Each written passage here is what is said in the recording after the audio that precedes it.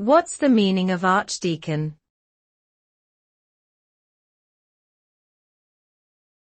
Archdeacon.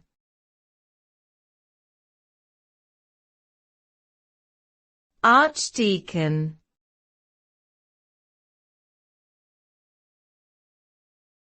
Archdeacon.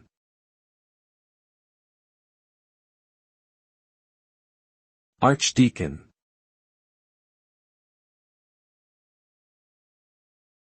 An archdeacon is a senior-ranking clergy member in some Christian denominations.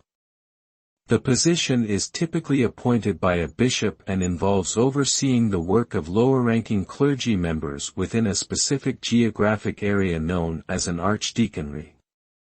Archdeacons have a variety of responsibilities, including assisting with administrative tasks, supervising church properties, and providing pastoral care to congregants. In some cases, the role may also involve serving as an advisor or representative to the bishop or other higher church authorities.